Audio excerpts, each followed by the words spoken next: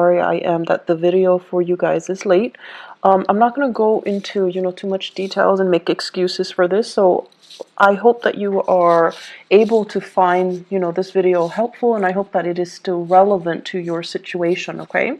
So my apologies, but let's just move on. I have 4 messages here that I'm going to relay, and then we'll delve into each of these messages a little bit deeper, okay? So the theme for this month, the first one is, they're saying here, a career comeback, a re-emerging of a career path, or something coming back from the past that you're going to revisit, you're going to re-entertain, and you're going to pursue again, okay? So it looks really positive, actually. The second message here, I have a flashback to more money, more problems. I can't remember which month in the past, having that same energy coming back. So it's a flashback from more money, more problems. So I feel like financially you're quite prosperous, but you're trying to figure out how to allocate, you're trying to figure out how to budget, you're trying to figure out how to work within the confines of the existing financial constraints even. But I do feel there are issues here that we need to revisit. There are things here that we need to be, I want to say, to face head on, to not shy away from, to not procrastinate on your financial planning, okay? The third message, they're saying here, creating a branding, creating something where I physically feel like you're putting your name on a product. You're endorsing a product, putting your name on a product, advocating for a product, and trying different things in order to perfect and make this product very personalized so that it's like a representation of you, and then you bring this product out into the world to sell. So I see many of you physically doing it with your hands, others working with software to create labels for the product, and then other people convening or meeting with consultants or people in the industry in order to market the product, okay, and brand the product. And the fourth message, it seems really, really good. The only thing here I have is generous lover. So best for last. We're going to save that, for last. And let me talk a little bit more and expand upon some of these messages that are coming in. So Gemini, overall, I feel like this is a little bit of it's a good month, love, relationships, and things like that. But I feel like finances, you really need to get a grip on things, okay? Let me talk, first of all, the career comeback. So many of you have been working very, very diligently, and I feel for the past 5 months. You're coming to work, you're coming home, and I feel like, you're working out of necessity because, don't we all? We all have to work out of necessity. For some of you, it's like you're getting into a job mainly because you needed that financial stability very quickly. It could be for some of you, you're supporting children, and you found yourself like scrambling to settle into a job, just any job, because you have people dependent on you. And then for others of you, it was like a career progression. But you're trying to figure out, like, where am I headed now? Am I happy? Is this where ultimately I can stay for a long time? And you're starting to see kind of like the end of that tunnel. You're starting to feel like maybe this is a dead-end career path, or maybe the contract is up, or maybe the gig is up, or maybe, this is not where I'm meant to be long term. So, there's going to be a shift in your career, in your work situation, okay? And while you're doing that, while you're anticipating or waiting on this next shift, some of you are thinking about taking on, additional work on the side, or revisiting a job situation that you have turned down or you stopped doing at a prior or at a previous time. So I feel like for some of you, the job deals a lot with the service industry. It deals a lot with foreigners. It deals a lot with foreign communication. It deals as well a lot with sponsoring, advertising, marketing, and travel. And I feel like for whatever reason, you had to turn down this job because of family obligations, children and things like that. So now you're contemplating, you're revisiting it, and there is kind of like, there's an opportunity for you to come back to this. Okay. I also feel reinventing yourself, dressing a little bit sharper, communicating in a way that allows you to see how worldly you are, how well traveled you are, and kind of not being afraid to brag about your skills a little bit, to sell yourself, like to hype up your skills is what I'm seeing. And I also feel returning with new ideas, new projects, and possibly even a new location that's going to be coming in. I feel this energy coming in very, very something, revisiting something or starting something. Like, for example, if you were a teacher and then now you're like an administrator, some of you might be returning to that teaching job, okay, in a different location even. And then for some of you, if you were an entertainer and then now you're like working a regular 9 to 5 job in an office, you're contemplating, maybe I should return to entertainment, okay?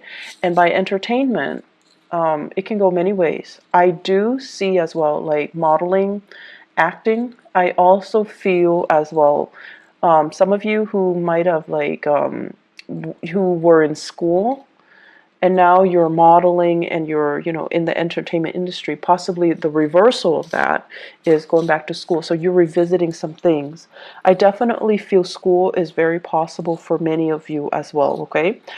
So that's going to provide kind of that stability you need while you're pursuing your side gigs, okay? Many of you have many side gigs. Geminis are extremely versatile and really fun, mainly because you're good at many things, and you need to have at least 2 jobs to keep your mind engaged and to keep you entertained, to keep you interested, because idle hands are the devil's playground for you guys. That is the ultimate worst case scenario for an air sign, in particular a Gemini, to be bored. When you're bored in relationships, even at work, you find things to do that might not be good for you, and then you also you can get into a rut where you self-sabotage, okay? You can self-sabotage a good relationship or a good job just because you're not stimulated enough, just because you're bored. So keep yourself active. Keep, take on a new job. You might not need the money, but you need that stimulation, okay? The second message, let's dive a little bit deeper into that. So there is the message that I'm getting here. It says flashback to more money, more problems. I'm seeing some of you waving your hands. It's like magic. You wave your hands and money appears. You put your name on something and then money appears. So it's like you're you were going through a very prosperous time where money was, coming in abundantly. And I feel in particular, Gemini rising and then Gemini sun, okay, in particular. And so you wave your money, you wave your hand, and the money just comes in. So the message here is, the last time that this happened, right? The last time that this happened, it was a major lesson for you, and it was teaching you whatever comes in really fast is going to leave very quickly as well. Whatever takes its time to grow, to kind of requires a little bit more nurturing, more patience, more engagement from your end. Those are the things that last a little bit longer, okay? And I feel like this is a metaphor for life, it comes in fast, it's going to leave fast, okay? And this extends across relationships as well. So I feel like you're having an opportunity here to learn this lesson. So if it was not learned before, it's coming back in again. So you're going to need to really tell yourself, I feel like to learn these lessons, first of all, regarding money, okay? And in astrology, the house of money is the second house, and it's also the values house. So when I talk about money, I can't help but, relate it to values. What do we really value? And how is it that we can value certain things? Mainly because they're exciting, they're fun, they're dynamic. And that was like, I feel like you guys need so much stimulation that for you, that is preferable. The things that come in fast and burn out fast, even though you know that it's going to burn out fast, you're in it for the ride because it's exciting, right? It's thrilling, and it's fun. Even though you know there is an expiration date, you still do it. You still engage in it, and you still, accept it, because even if you know there's an expiration date, because it's fun. So my advice here is to really think about, these things that we're engaging in, and whether or not they are healthy, whether or not they're meaningful, and whether or not they're really helping us grow as a human being. Because if we have, like, 4 or 5 same opportunities presented to us over and over and over again, it basically means that we're not really learning that lesson. And we need to grow and evolve as a human being, as a person, and learn our spiritual lessons so that they don't repeat, but so that they can make us a little bit more grounded, a little bit more mature, a little bit more in alignment with things that are better for us. Okay? So it boils down to having a sense of, longer term planning, thinking about longer term. And honestly, telling yourself, I'm not a kid anymore. Some of you are just like in your 30s and your 40s trying to find a career path, having a lot of skills under your belt and shifting through many, many, many different jobs, staying at one job like 9 months and another job 3 months and then another job like 5 months. You're learning all of these skills, but you find yourself, and you're good at it, what you do. Don't get me wrong, but you find yourself understimulated, and you find yourself bored, and you find yourself too unfulfilled.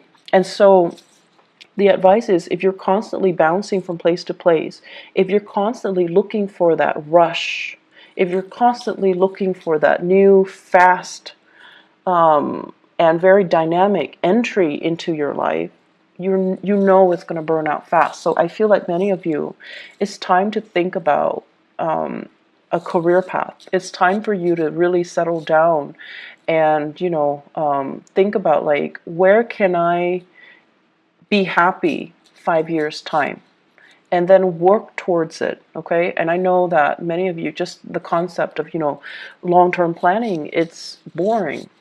It's dull. It's restricting, but this is something that you're going to have to do, because I feel that concept of the clock ticking, time is catching up to us. We're no longer a child. We're no longer a teenager. We're no longer in our 20s. We're no longer in our 30s. Whatever your situation is, you're starting to feel that.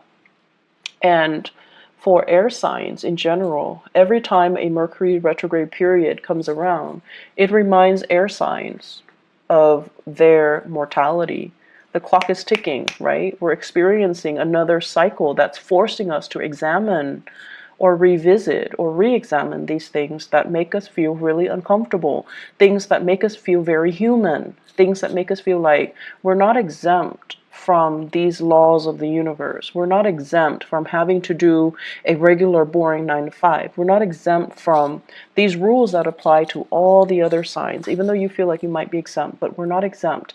So this is the month for us to kind of draw back and really think about our values, really think about, at the end of our lives, we want to build up a legacy. We want to have something to show for ourselves. We want to create something of greatness, something of value that can be true, enduring, and everlasting. And I feel like you want to leave your mark in the world, right? So let's start first with our financial foundation. Let's start first with getting ourselves to a space where we are self-sufficient, where we have money for a rainy day, where we are generating and building wealth so that we can start to take care of ourselves, take care of the people that we love, and still have money left over for that crisis, for that emergency, for unforeseen circumstances. So financial planning, talk to an advisor, talk to somebody that can make money work for you, because I feel like this might not be your forte. Some of you are great business people, but when it comes to the accounting aspect, you're good at businesses, or expanding a business, because your ability to market yourself, to sell, to make connections, to know what's what's in style, what's in vogue, like what's what people are after. But in terms of like the accounting aspect of it, it might not be your forte. So talk to somebody, hire somebody, look into where you can diversify a little bit. Okay, that's going to be crucial. Look into saving money, investing money. Don't spend it, because I see large quantities coming in and then it just like quickly slips through your fingers. Okay, so be careful a little bit about that. I see some overturning of financial ledgers.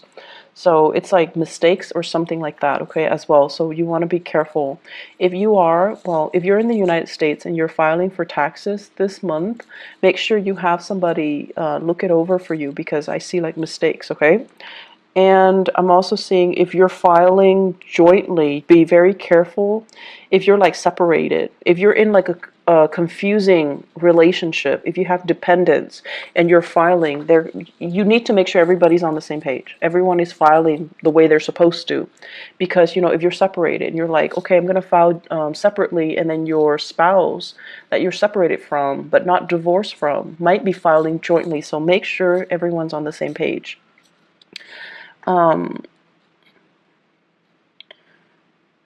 The other message that's coming in here, the third message, is creating a branding. And this is a really, really good idea. I feel like some of you are talking to somebody, like an advertiser, a marketer, or somebody who is telling you, you know, we like what you're doing. Can you vouch for our product? Can you be our sponsor? Can we pay you to show this product? Can we pay you to be the face of this product? And then for others, you're creating a brand. You're like marketing things. You're putting your name on labels. I see a lot of labels. I see handbags. I see labels, perfume bottles, as well as like book signing as well. So it looks really promising, like you're putting yourself out there, and other people are just like lapping up these services or these things that you're offering, these merchandise that you're offering. Once again, you know, like more money, more problems, whatever is coming in really, really fast, you need to have everything documented so that you can, for financial reporting purposes. Okay, so just, you know, have an Excel spreadsheet, do it in a very informal way so that you at least have it mapped out or you're able to track it. Okay.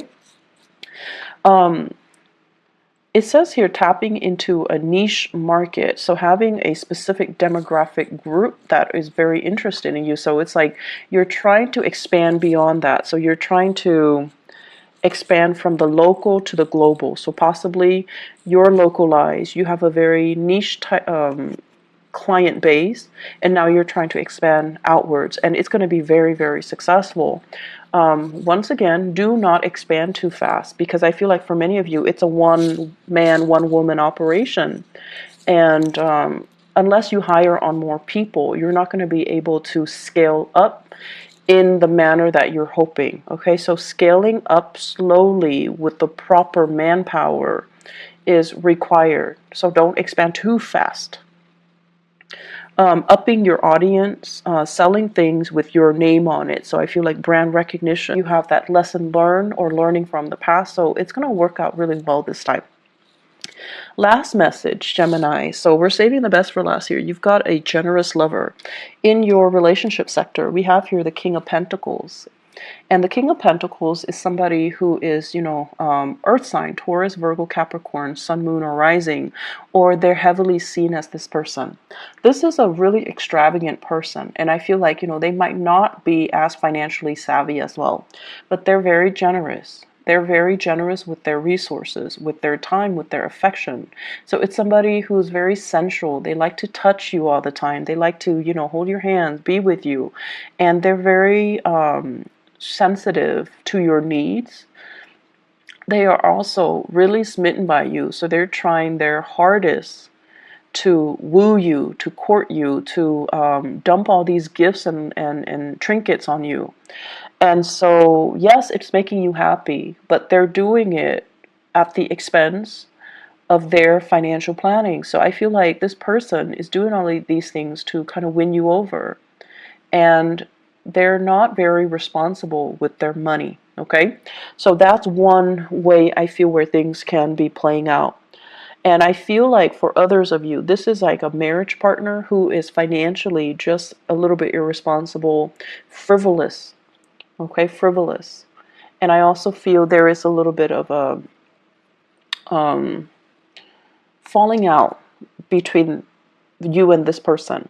For others, if you're dating, this is a really good person. They're very generous, very loving, and it's everything that you're hoping for. They're trying their hardest to woo you and to court you, and you really like this person too. But I feel like it's the material things at the end of the day, they don't really mean anything. So make sure that you have a conversation with them and you tell them, stop, or are you trying to buy me? Why don't you save that money and take care of yourself? So I feel like there needs to be a conversation here, but I feel many of you are very flattered by the generosity of this person. But to do the right thing, to also think about how much money are they really making? Why are they spending so recklessly, so frivolously, and why are they trying to buy my affection? It's crucial for you not only to, take, but to really think about the rationale behind it, okay? And to really think to yourself, this is a one-way street. How is it going to be a sustainable relationship further down the line? So you kind of need to be realistic about addressing this issue. And for others of you, I feel like there is a person here, a little bit jealous, okay? So that same earth sign, someone who's a little bit jealous, someone who is kind of like questioning, are you in love with me? How much do you love me? Are you over your exes? Are you, emotionally available to be with me? So they might not even ask you if you're over your exes, but they might ask you, why are you so distant? How much do you love me? Are you with me for the right reasons? So I feel like there is going to be that sense of that discourse, that discourse coming through, and a lot of it borders on this person wanting to understand you, wanting to engage with you in an emotional way, and they feel like something is lacking. Okay, so that's what I feel like.